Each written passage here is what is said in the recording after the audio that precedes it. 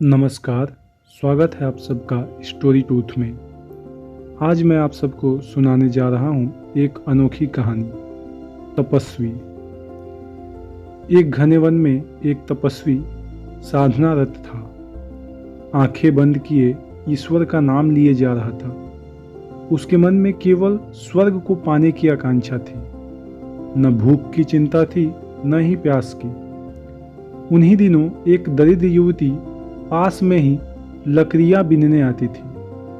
तपस्वी पर दया खाकर वह कुछ फल तोड़ लाती और पत्तों का दोना बनाकर उसमें जल रख देती थी।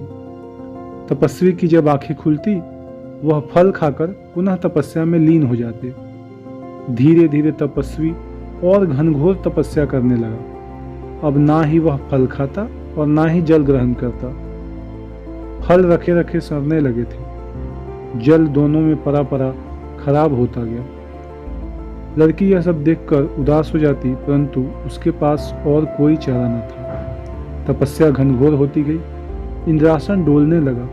इंद्र की चिंता और बढ़ गई। इंद्र ने सोचा, तपस्या भंग करना जरूरी है, अन्यथा यह स्वर्ग पर कब्जा कर लेगा। इंद्र भगवान थे। वे मनुष्य की प्रवृत्ति को अच्छे से समझते थे। अतः उन्होंने तपस्वी के हृदय पर आघात करने का सोचा।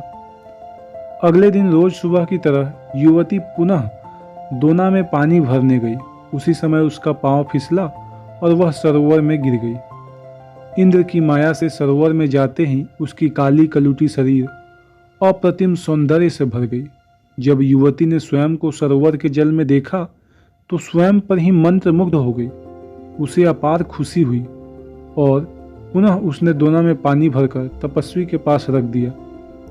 कुछ दिन बाद तपस्वी ने आंखें खोली और सोचा कि अब यहाँ से जाना होगा, तप को और गहन करना होगा। वह जाने से पहले उस युवती को धन्यवाद देने हेतु रुके थे। जब युवती आई तब उसका सौंदर्य देखकर तपस्वी आश्चर्यचकित था। उसे यह युवती पहचानी भी लगती थी और अपरिचित भी। तपस्वी ने युवती से कहा कि मेरे यहाँ से जाने का समय आ गया है। युवती यह सुनकर रोने लगी। उसकी आंखों से आंसू गिरने लगे। उसने कहा, मैंने ऐसा क्या पाप किया है जो मुझे ऐसा दंड दे रहे हो? मैंने तो तुमसे कुछ मांगा भी नहीं, फिर अपनी सेवा से मुझे क्यों वंचित कर रहे हो? तपस्वी यह सब सुनकर पुनः वहीं बैठ गया और अपनी आंखें बंद कर ली, जिसका मतलब था कि अब वह यहीं तपस्या करेगा। उस दिन युवती सो न सकी। मन में आनंद था कि उसने साधु को रोक लिया, साथ ही दुख भी था कि उसने किसी के मार्ग में बाधा बनने का प्रयास किया। वह रात भर सो न सकी, रोई भी और हंसी भी। सुबह युवती ने निर्णय लिया और तपस्वी के चरणों में झुककर कहा, हे तपस्वी, मुझे जाना होगा। मेरा परिवार दूसरे गांव जा रहा है। तपस्वी ने आशीर्वाद दिया, जहां भी जाओ खुश रहो। युवती चली गई। कुछ वर्ष पश्चात तपस्वी का तप पूर्ण हुआ।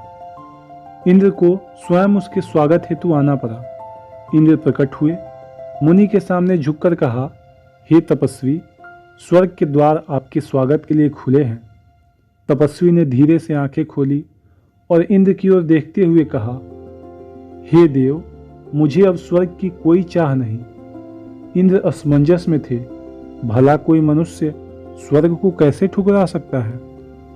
इंद्र ने पूछा, स्वर्ग नहीं चाहिए तो क्या आपको मोक्ष चाहिए? तपस्वी बोले, नहीं।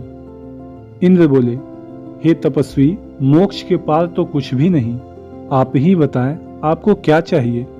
तपस्वी ने कहा, हे इंद्र, मुझे इसी शरीर के साथ उस लकड़ी बीनने वाली युवती के साथ जीवन जीना है। मुझे वह युवती चाहिए।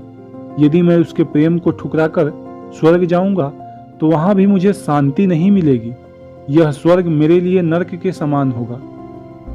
वे बोले, उस युवती के साथ जीवन जीना ही मेरे लिए स्वर्ग समान है। इंद्र ने कहा, तथास्तु, और अंतर ध्यान हो गए। साथ ही मन में उन्होंने सोचा, यही मनुष्य की गरिमा है कि वह अपना चुनाव स्वयं कर सकता है। इसके लिए वह स्वतंत्र है। ईश्वर भी अपनी इच्छा उस पर थोप नहीं सकते।